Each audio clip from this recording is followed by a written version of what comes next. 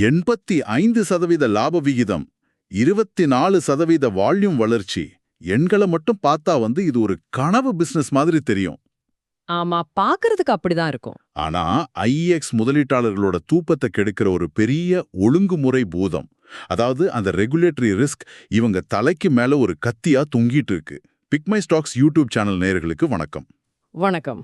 இன்னைக்கு நாம பண்ண போற இந்த ஆழமான அலசல்ல ஐஎக்ஸ், அதாவது இந்தியன் எனர்ஜி எக்ஸ்சேஞ்ச் நிறுவனத்தோட Q4 FY26 காலாண்டு முடிவுகள்ல ஒளிஞ்சிருக்க பல உண்மைகளை பார்க்க போறோம். முக்கியமா அந்த மார்க்கெட் கப்ளிங் அப்படிங்கிற ஒரு மிகப்பெரிய ஆபத்தை பத்தி தான் நாம டீப்பா பேச போறோம். இது ஒரு சாதாரண செய்தி வாசிப்பு கிடையாது. கண்டிப்பா. ஏன்னா ஒரு பிசினஸ் தன்னோட உச்சக்கட்ட லாபத்துல இருக்கும்போது அந்த பிசினஸ் இயங்குற மொத்த ரூல்ஸும் மாறப்போகுதுன்னா அது ஒரு கிளாசிக் முதலீட்டு முரண்பாடு. எக்ஸாக்ட்லி.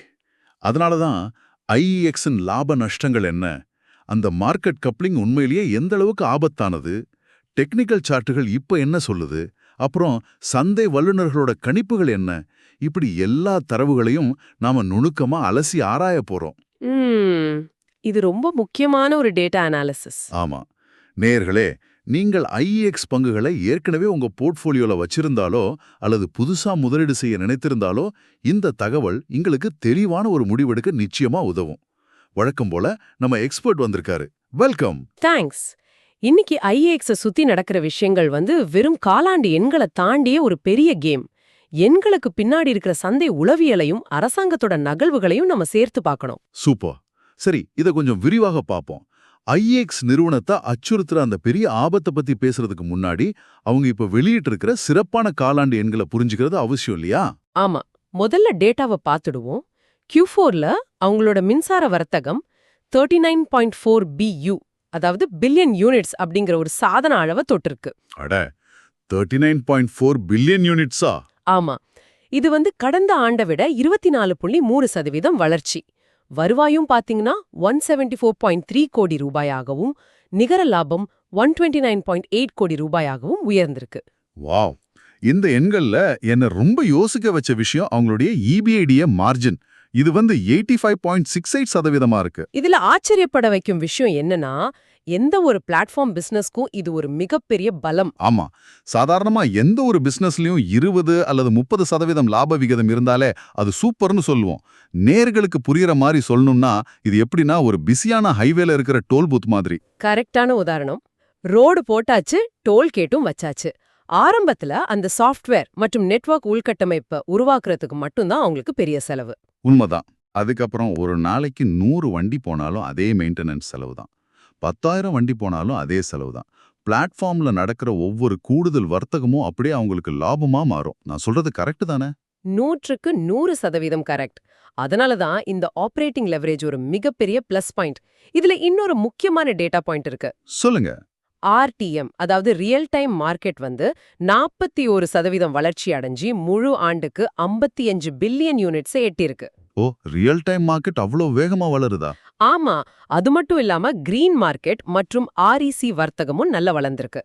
முழு ஆண்டுல பாத்தீங்கன்னா ரினியூவபிள் எனர்ஜி சர்டிபிகேட்ஸ் வர்த்தகம் 187 லட்சம் சர்டிபிகேட்டுகளாக இருக்கு. அப்போ அவங்க வெறும் ஒரே ஒரு செக்மெண்ட்டை மட்டும் நம்பி இருக்கல, பிசினஸ் நல்ல டைவர்சிஃபை ஆயிருக்கு அப்படின்னு சொல்லலாம். கண்டிப்பா, அவங்க பல பிரிவுகள்ல ஸ்ட்ராங்கா இருக்காங்க.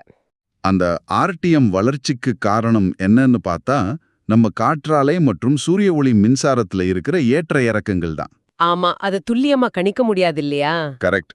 சில சமயம் காத்து அதிகமா அடிக்கும், சில சமயம் மேகம் மறைச்சு சூரிய ஒளி இருக்காது. அப்போ விநியோக நிறுவனங்கள் உடனே மின்சாரத்தை வாங்கவோ விற்கவோ இந்த நிகழ்நேர சந்தையத்தான், அதாவது RTM தான் பயன்படுத்துறாங்க. எக்ஸாக்ட்லி. ஆனா இங்க எனக்கு ஒரு லாஜிக் இடிக்குது. டோல் பூத்ல வண்டிகள் 24% அதிகமா போயிருக்கு. ஆனா நிறுவனத்தோட லாபம் வெறும் 10.8% தான் வளர்ந்திருக்கு. இது ஏன்? நல்ல கேள்வி. நான் தேடி பார்த்தப்போ முந்தின சந்தை விலையான DAM, அதாவது டே அஹெட் மார்க்கெட்ல ஒரு யூனிட் மின்சாரத்தின் சராசரி விலை 13.7% குறைஞ்சு ரூ. 3.86 ஆக மாறி இருக்குன்னு ஒரு டேட்டா கிடைச்சது. ஆமா, அந்த விலை குறைஞ்சிருக்கு. ஆனா ஒரு நிமிஷம், மின்சார விலை குறையறது ஐஎக்ஸ்க்கு சாதகமான விஷயம் தானே? ஏன்னா ஐஎக்ஸ் கமிஷன் வாங்குறது மின்சாரத்தோட விலைய வச்சு கிடையாது. ஒரு யூனிட்டுக்கு இவ்வளவு பைசான்னு ஃபிக்ஸட் சார்ஜ் தானே வாங்குறாங்க. ஆமா, வால்யூம் பேஸ்டு சார்ஜ் தான் அவங்க மாடல். அப்போ விலை குறைஞ்சா நிறைய பேர் வந்து வாங்குவாங்க, வால்யூம் ஏறும். அப்போ வருவாயும் அதே 24% ஏறி இருக்கணுமே. ஆனா ஏன் அந்த சறுக்கல்? சந்தையின் கணிப்பை IEX தவறவிட்டதாக சில செய்திகள் வருது, அது ஏன்? அதாவது சந்தையில மின்சார விலை குறையிறது ஐஎக்ஸ் பிசினஸ் மாடலுக்கு மிக மிக நல்லதுதான். விலை குறைந்தா வர்த்தக அளவு உயரும், அது அவர்களுக்கு லாபம்தான். ம் அப்புறம் ஏன் வருவாய் முழுமையா லாபத்துல பிரதிபலிக்கல அப்படின்னு பாத்தீங்கன்னா அதுக்கு வேறு சில காரணங்கள் இருக்கு. விஷயம் அவங்களுடைய மற்ற வருமானங்கள், அதாவது அதர் இன்கம். ஓ, அதர் இன்கம் குறைஞ்சிருக்கா? ஆமா, ஐஎக்ஸ் கிட்ட நிறைய பண இருப்பு இருக்கு. அதிலிருந்து வர வட்டி அல்லது முதலீட்டு வருமானம் இந்த காலாண்டில் சற்று குறைந்துள்ளது. அப்போ கோர் பிசினஸ்ல எந்த குறையும் இல்ல, அவங்க உபரி பணத்தை முதலீடு செஞ்சதுல வந்த வட்டி குறைஞ்சிருக்கு. அப்போ இது வெறும் தற்காலிகமான ஒரு சர்க்கிள் தான். கரெக்ட். ஆனா இன்னொரு ஆழமான தகவலையும் நாம கவனிக்கணும். என்னது? அவங்களோட கிளை நிறுவனங்களான ஐஜிஎக்ஸ், அதாவது கேஸ் எக்ஸ்சேஞ்ச், 28% வளர்ச்சியையும், ஐசிஎக்ஸ், அதாவது கார்பன் எக்ஸ்சேஞ்ச், 126% வளர்ச்சியையும் காட்டியிருக்கு. வாவ், 126%? சூப்பர். ஆமா, ஆனா மத்திய கிழக்கு நாடுகள்ல ஏற்பட்ட புவிசார் அரசியல் பிரச்சனைகள், அதாவது அந்த ஜியோபாலிட்டிக்கல் இஷ்யூஸ்னால உலகளாவிய கேஸ் சப்ளை செயின் பாதிக்கப்பட்டு Q4ல கேஸ் வால்யூம் சற்று குறைஞ்சிருக்கு. ஓஹோ, அப்போ இந்த 2 விஷயங்களும் தான் ஒட்டுமொத்த லாப விகிதத்தை வால்யூம் வளர்ச்சிக்கு இணையாக வளர விடாம தடுத்திருக்கு. ஆமா, அதுதான் உண்மையான காரணம். சரி, இப்போ கோர் பிசினஸ் நல்லா இருக்கு, டோல் பூத்ல தினமும் ஆயிரக்கணக்கான வண்டிகள் போயிட்டு இருக்கு. ம் ஆனா இங்கதான் விஷயம் ரொம்ப சுவாரஸ்யமா மாறுது. திடீர்னு அரசாங்கம் வந்து, நீங்க மட்டும் எல்லா வண்டிகளுக்கும் டோல் வசூலிக்க கூடாது, பக்கத்துல நாங்க 3 புது ரோடுகளை போட போறோம், உங்க வாடிக்கையாளர்களை அந்த புது ரோடுகளுக்கும் நீங்க கட்டாயம் பிரிச்சு கொடுக்கணும் அப்படின்னு ஒரு சட்டம் போட்டா எப்படி இருக்கும்? அது ஒரு பெரிய இடி மாதிரி தான் இருக்கும் பிசினஸ்க்கு. ஆமா, அதுதான் நீங்க ஆரம்பத்துல சொன்ன அந்த ரெகுலேட்டரி ரிஸ்க், அந்த மார்க்கெட் கப்ளிங் என்ற பூதம். இது வந்து நடைமுறையில எப்படி வேலை செய்யும்? இது ஒரு முக்கியமான கேள்வியை எழுப்புகிறது. இப்போதைக்கு பாத்தீங்கன்னா ஐஏஎக்ஸோட மார்க்கெட் ஷேர் 90%க்கும் மேல இருக்கு. வாங்குபவர்களும் சரி விற்பவர்களும் சரி ஐஏஎக்ஸ்க்கு தான் வராங்க. ஏன்னா ஒரு சந்தையில எங்க நிறைய பேர் இருக்காங்களோ அங்கதான் சிறந்த விலை கிடைக்கும் இல்லையா? எக்ஸாக்ட்லி. இதையே நாம லிக்விடிட்டி அட்வான்டேஜ் அல்லது நெட்வொர்க் எஃபெக்ட் அப்படின்னு சொல்லுவோம். இப்போ சிஆர்சி அமைப்பு என்ன பண்றாங்கன்னா, கிரிட் இந்தியாவை மார்க்கெட் கப்ளிங் ஆபரேட்டராக மாற்ற முன்மொழிந்துள்ளார்கள். ஒரு நிமிஷம், இந்த நெட்வொர்க் எஃபெக்ட் தான் அவங்களோட மிகப்பெரிய பலமே. வாங்குறவங்க நிறைய பேர் வர்றதால விக்கிறவங்களும் அங்கேயே வராங்க, விக்கிறவங்க வர்றதால வாங்குறவங்களும் வராங்க. இந்த லூப் தான் ஐஏஎக்ஸ் ஒரு மொனோபோலி ஆக்கிடுச்சு. கரெக்ட். இப்போ இந்த கிரிட் இந்தியா வந்து என்ன செய்ய போகுது? மார்க்கெட் கப்ளிங் அமலுக்கு வந்தா என்ன ஆகும்னா, ஐஇஎக்ஸ், பிஎக்ஸ்ஐஎல், ஹெச்பிஎக்ஸ் என இந்தியாவில் உள்ள எல்லா பவர் எக்ஸ்சேஞ்சுகளிலும் விழும் ஆர்டர்கள் அனைத்தையும் ஒன்னா இணைச்சிடுவாங்க. அடா, எல்லா ஆர்டரையும் ஒன்னா இணைச்சிடுவாங்களா? ஆமா, கிரிட் இந்தியா இந்த எல்லா ஆர்டர்களையும் பார்த்து ஒரே ஒரு பொதுவான விலையை, அதாவது யூனிஃபார்ம் கிளியரிங் பிரைஸை நிர்ணயம் செய்யும். இதனால வாடிக்கையாளர்களுக்கு என்ன நடக்கும்னா, அவங்க எந்த எக்ஸ்சேஞ்ச் மூலியமா வேணாலும் ஆர்டர் போடலாம், ஆனா விலை ஒண்ணுதான் கிடைக்கும். ஐயையோ, இது ஐஎக்ஸுக்கு ஒரு மரண அடி மாதிரி தெரியுதே. ஆமா, பெரிய அடிதான். ஏன்னா இதுவரைக்கும் எங்க கிட்ட வந்தாதான் சிறந்த விலை கிடைக்கும் அப்படின்னு சொல்லி தான் வாடிக்கையாளர்களை வச்சிருந்தாங்க. இப்போ எல்லா எக்ஸ்சேஞ்சிலையும் ஒரே விலை தான் அப்படின்னா, பிஎக்ஸ்ஐஎல், ஹெச்பிஎக்ஸ் போன்ற சிறிய போட்டியாளர்கள் ரொம்ப ஈஸியா ஐஇஎக்ஸின் வாடிக்கையாளர்களை இழுத்துடுவாங்கல்ல. கண்டிப்பா, அவங்களுக்கு இது பெரிய சாதகமா மாறிடும். அப்போ ஐஇஎக்ஸ் இதுவரைக்கும் அனுபவித்து வந்த அந்த லிக்விடிட்டி அட்வான்டேஜ் சுக்குநூறாக உடையும் அபாயம் உள்ளது. இது ஒரு மிகப்பெரிய ரிஸ்க். அந்த ஏகபோக உரிமை, அதாவது மோனோபோலி முடிவுக்கு வருவதுதான் இங்க மிகப்பெரிய சிக்கல். இதனால தான் ஐஏஎக்ஸ் நிர்வாகம் கூட ஒரு அமைதியை மெயின்டைன் பண்றாங்க. ஆமா, நானும் கவனிச்சேன். நிர்வாகம் FY27க்கான எந்த ஒரு குறிப்பிட்ட வருவாய் இலக்கையும், அதாவது நியூமரிக் கைடன்ஸை வெளிப்படையா அறிவிக்கவே இல்ல. அதுக்கு காரணம் இந்த நிச்சயமற்ற தன்மைதான். அதோட வெறும் ₹2 டிவிடெண்ட் மட்டுமே அறிவித்துள்ளார்கள்.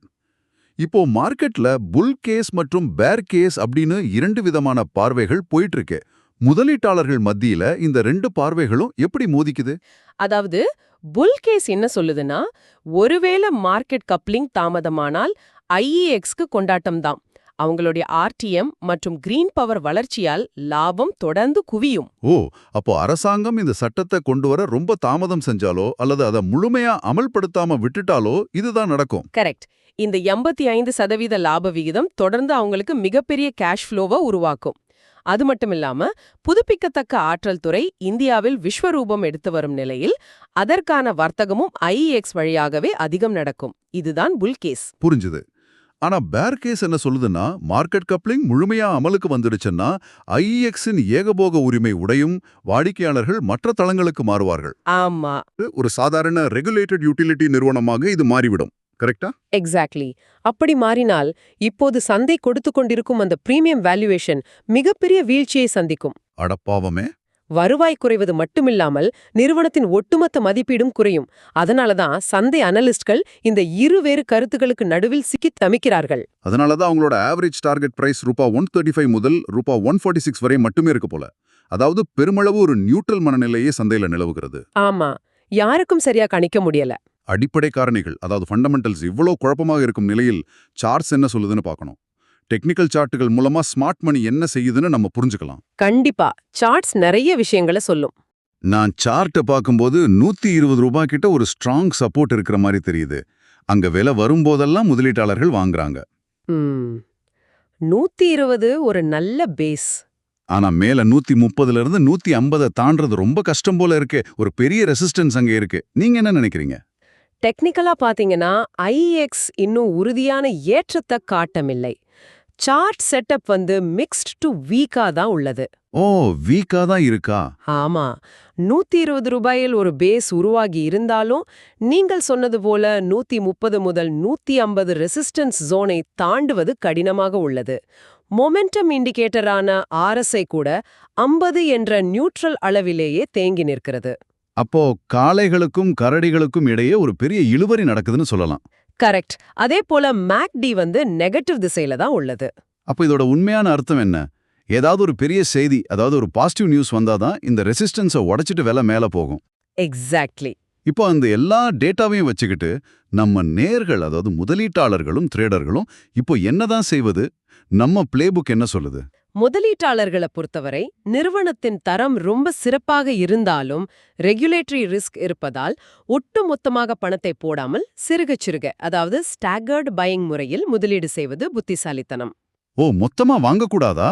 ஆமா, மார்க்கெட் கப்ளிங் செய்திகளால் விலை சரியும் போது கொஞ்சம் கொஞ்சமாக வாங்கலாம். நீண்ட கால அடிப்படையில் பவர் செக்டார் வளரும் என்ற நம்பிக்கை இருப்பவர்கள் மட்டும் இதில் பொறுமையாக இருக்க வேண்டும். ஆனா ட்ரேடர்களுக்கு இது ஒரு முள்மேல் நடக்கும் பயணம் மாதிரி. ஏன்னா இது முழுக்க முழுக்க செய்திகளின் அடிப்படையில் நகரும் ஸ்டாக், ஒரு நியூஸ் ட்ரிவன் பிளே. ஆமா, CERC-லிருந்து ஒரு சின்ன அறிக்கை வந்தா கூட சார்ட் பேட்டர்ன் எல்லாமே ஒரே நாளில் மாறிவிடும். அப்ப ட்ரேடர்கள் என்ன பண்ணணும்? ட்ரேடர்கள் ரெசிஸ்டன்ஸை பிரேக் அவுட் செய்யும் வரை காத்திருக்க வேண்டும், அல்லது செய்திகளுக்கேற்ற குறுகிய கால ட்ரேடிங் மட்டுமே செய்ய வேண்டும். முக்கியமா ஸ்டாப் லாஸ் இல்லாமல் இதில் ட்ரேட் செய்வது மிகவும் ஆபத்தானது. சூப்பர், ரொம்ப தெளிவா சொல்லிட்டீங்க. நேயர்களே, IEX-இன் சாதனை காலாண்டு முடிவுகள், அதில் உள்ள டோல் பூத் போன்ற அபாரமான லாப விகிதம், மற்ற வருமானங்கள் குறைந்ததால் ஏற்பட்ட லாபத்தேக்கம், மார்க்கெட் கப்ளிங் என்ற அந்த மிகப்பெரிய ரெகுலேட்டரி ஆபத்து மற்றும் சார்ட்டுகளில் உள்ள குழப்பங்கள் என எல்லாவற்றையும் நாம மிக ஆழமாக அலசிவிட்டோம். எல்லா ஆங்கிளையும் கவர் பண்ணியாச்சு. ஆமா, ஆனா இதையெல்லாம் தாண்டி நேயர்களுக்கு ஒரு புதிய கோணத்தை நான் முன்வைக்க விரும்புறேன். ஒருவேளை எதிர்காலத்தில் சூரிய ஒளி மற்றும் காற்றாலை போன்ற புதுப்பிக்கத்தக்க ஆற்றல், அதாவது ரினியூவபிள் எனர்ஜி மொத்தமாக நம்முடைய மின்சந்தையை ஆக்கிரமித்தால் என்ன ஆகும்? அது ஒரு பெரிய கேம் சேஞ்சரா இருக்கும்.